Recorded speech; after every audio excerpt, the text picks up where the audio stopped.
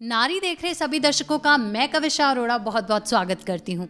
दोस्तों, Deepawali is approaching और दीपावली आते ही हमारे दिमाग में बहुत सारे सवाल आते हैं, इसको किस तरह से मनाएं कि ये हमारे लिए बहुत सारे शुभ फल लेकर आए। और कई बार कुछ ऐसी चीज़ें होती हैं जिसके बारे में हमें जानकारी नहीं होती है और वो जानकारी गूगल से मिलनी भी बहुत मुश्किल हो जाती है। इसीलिए आज हम आपको लेकर आए हैं astro and vastu consultant doctor Yogesh Sharma ji के पास, जो कि हमें बताएंगे कि दीपावली को किस तरह से मनाएं। और सबसे पहले जान लेते हैं उनसे कि दीपावली मनाई क्यों जाती है। सबसे पहले आपका बहुत बहुत स्वागत है। शुक्रिया कविशा, धन्यवाद जी। सबसे पहले जो क्वेश्चन निकल कर आता है वो यही निकल कर आता है, दीपावली को हम सब मनाते हैं, बहुत हर्षोल्लास से मनाते हैं, मगर किस वजह से मनाई जाती है? हम लोग सब जानते हैं श्री राम जी इस दिन अयोध्या वापस लौटे थे, इसलिए घी के दिए जलाए गए थे, मगर इसके पीछे क्या खास महत्व है वो भी आप हमें बताइए। देखिए, दिवाली श्री राम के अयोध्या को वापस आने की खुशी में मनाई जाती है। दिवाली माँ लक्ष्मी के वैकुंठ आने की खुशी में मनाई जाती है। या दिवाली हर धर्म के लोग कई बार अपनी अपनी वजहों से मनाते हैं, लेकिन एक चीज़ जो सभी में कॉमन है कि इस दिन सभी प्रार्थना तो धन के लिए करते हैं। दीपावली फेस्टिवल है, festival of money, festival of seeking money, abundance के लिए, बिल्कुल।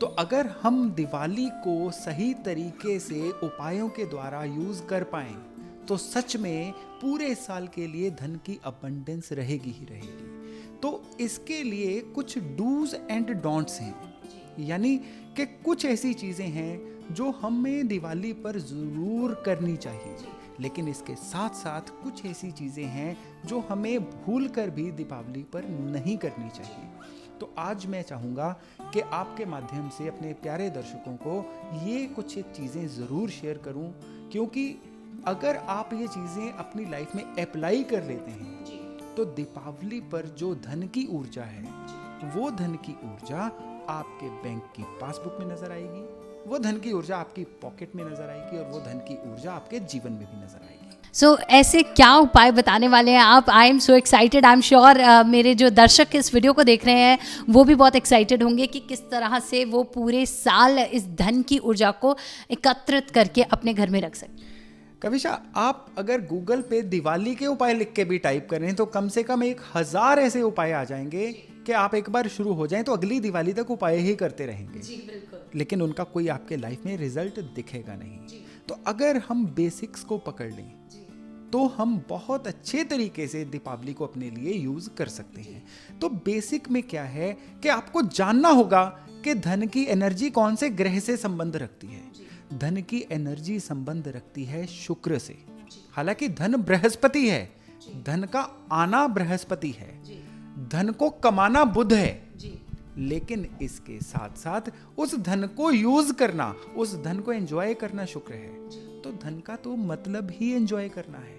तो दीपावली पे शुक्र के जो इष्ट हैं महालक्ष्मी, इसीलिए उन्हीं की पूजा होती है कि हे माँ, पैसा चाहे किसी भी स्तोत्र से आए, उसको हमें यूज करने का सौभाग्य मिले।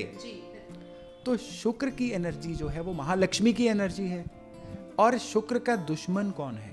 कौन सी ऐसी ऊर्जा है जो शुक्र की एनर्जी को वीक करती है? वो है राहु की ऊर्जा। यानी दिवाली पे हमें घर से हटाना है राहु को, लाना है शुक्र को, आसान है। तो राहु की एनर्जी है गंदगी, राहु की एनर्जी है कूड़ा करकट, पुराना अनयूजेबल कबाड़ है राहु की एनर्जी। आपके घर की छत के ऊपर पड़ी हुई फालतू चीजें हैं राहु की एनर्जी। तो दीपावली पर राहु की एनर्जी को समाप्त करने के लिए आपको क्या करना है? घर की सफाइयां करनी है। यही हमें शुरू से सिखाया गया है। लेकिन इसके साथ साथ हमें घर पे शुभ राहु को भी लेके आना है। राहु के बिना दिवाली नहीं हो सकती। खराब राहु को घर से निकालना है, शुभ राहु को घर पे लाना है। तो वो भी आप बता दीजिए किस तरह से। जी हाँ, दीपावली वाले दिन सुबह 2 झाड़ू लेकर आइए। झाड़ू जो है ये शुभ राहु है। एक झाड़ू को किसी भी नजदीकी मंदिर में अर्पण करके आइए और दूसरे झाड़ू को घर पर लेके आइए। एक बात और कही जाती है, बड़ी सुनने में आती है कि जब झाड़ू लेकर आए उस समय लेकर आए जिस समय कोई भी उसे देखे ना, तो क्या इसका भी कोई लॉजिक है? नहीं, ये इस तरह से नहीं है। आप बिल्कुल झाड़ू को लेके आइए और परवाह मत करिए कि कोई देख रहा है कि नहीं देख रहा है। आप अपने पैसे से लेके आ रहे हैं, किसी से छिपाने की जरूरत नहीं है। झाड़ू को रखने का स्थान ऐसा होना चाहिए कि वो किसी को दिखे ना। जब झाड़ू को यूज करके आप घर पे रखें तो उसको इस तरह से रखें कि वो झाड़ू नॉर्मली किसी को नजर ना आए, छिपा हुआ रहे। तो घर पे झाड़ू से आपने जब सफाई की नए झाड़ू से, तो सबसे पहले तो आपके घर के अंदर अच्छे राहु की एनर्जी स्टैब्लिश हो गई। अब अच्छे राहु कौन है? वो क्रिएटिविटी जो आपको धन कमाने के प्रति सतर्क करेगी। आपको वो रास्ते दिखने शुरू हो जाएंगे जिनसे धन आएगा। अब देखिए, धन आकाश से तो टपकेगा नहीं, धन तो कमाने से आएगा, धन तो आपके दिमाग से आएगा।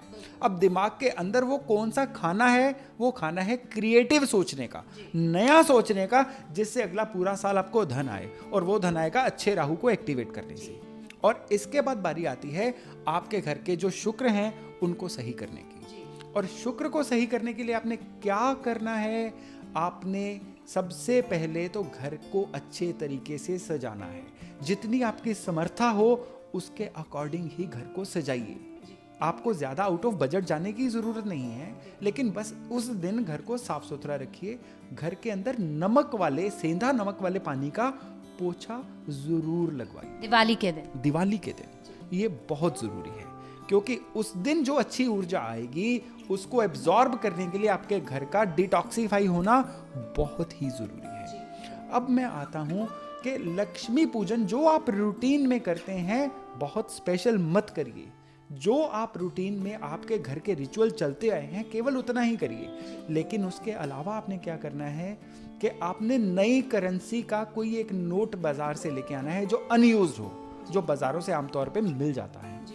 आप चाहे 10 रुपए का नोट लेके आइए, 20 का लेके आइए, 500 का, 100 का, कोई भी।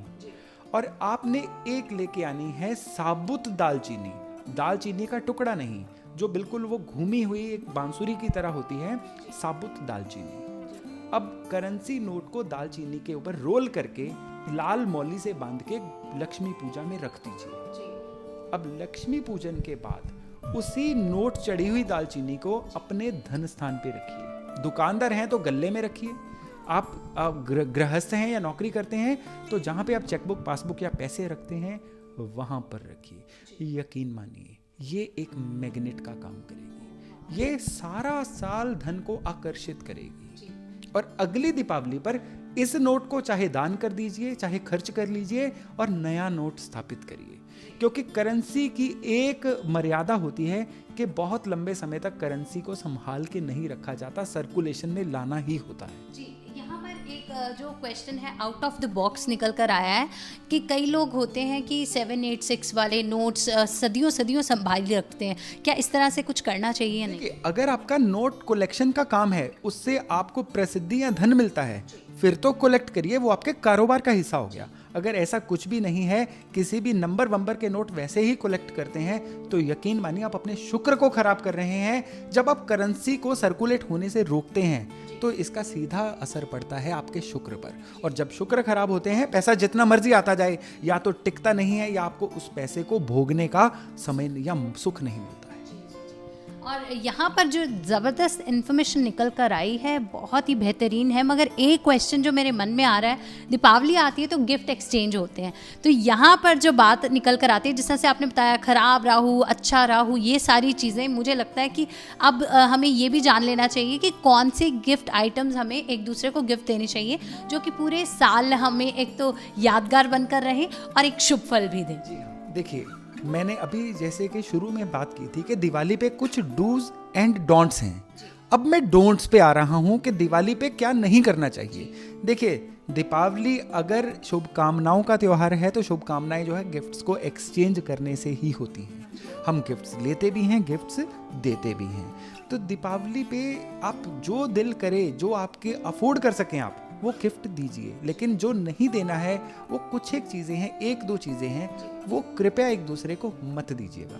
परफ्यूम्स बिल्कुल नहीं देने। आप जब परफ्यूम देंगे तो आपके देने वाले से संबंध खराब होंगे। तो इस दिवाली पे या किसी भी दीपावली पर परफ्यूम्स का एक्सचेंज कृपया मत करें। इसके अलावा आपने किसी को स्पेशली पेन गिफ्ट नहीं करना। किसी आपके बड़े गिफ्ट का पार्ट अगर कलम है वो सही है, लेकिन अगर आप स्पेशली किसी को कोई अच्छे वाला पेन गिफ्ट कर रहे हैं तो दीपावली पर ये भी गिफ्ट आप ना करें। दीपावली पर बहुत अच्छा गिफ्ट हो सकता है, किसी को बर्तन गिफ्ट कर सकते हैं आप। दीपावली पर यह भी हो सकता है कि आप मेटल्स का आदान प्रदान करें, जैसे कुछ गैजेट्स वगैरह इस तरह की ये चीज़ें दी जा सकती हैं। बिल्कुल गैजेट्स बिल्कुल दिए जा सकते हैं, उनका कोई भी नहीं है, लेकिन गैजेट्स हर कोई अफोर्ड नहीं कर सकता। लेकिन यहाँ पे एक और ख़ास बात है जो आपको याद रखनी होगी, लेकिन इसके लिए आपको किसी एस्ट्रोलॉजर का परामर्श लेना पड़ सकता है। अगर आपके बर्थ चार्ट में सूर्य ग्रह 9वें घर में हो, आप मेरी बात को अभी नोट करके रख लीजिए कि अगर आपकी कुंडली में सूर्य 9th हाउस में हो तो इस दीपावली पर आप चांदी का गिफ्ट ले नहीं दें। अगर आपको चांदी का गिफ्ट आ जाए तो वो आपके लिए मिस फॉर्चून का काम करेगा, दुर्भाग्य का काम करेगा। तो इन केस अगर आपके ग्रह गोचर इस तरह के हैं कि आपके सूर्य 9वें घर में हैं और आपको चांदी का गिफ्ट मिल गया है, तो आपको क्या करना है, उससे 2 गुना चांदी आपको गिफ्ट में किसी और को देनी है।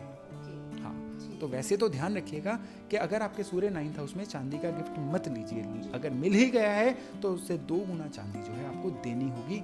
ओनली एंड ओनली तभी दिवाली की जो धन की ऊर्जा है आपके काम आ सकती है।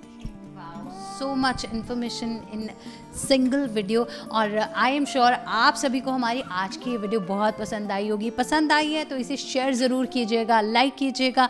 कुछ जानना चाहते हैं तो कमेंट बॉक्स में जाकर अपना क्वेश्चन छोड़ सकते हैं। हमारी इस वीडियो को देखने के लिए आपका बहुत बहुत शुक्रिया। This is Kavisha reporting for नारी। नारी से जुड़ी मोर अपडेट्स के लिए हमारे इंस्टाग्राम को फॉलो, फेसबुक को लाइक और यूट्यूब चैनल सब्सक्राइब करना ना भूलें।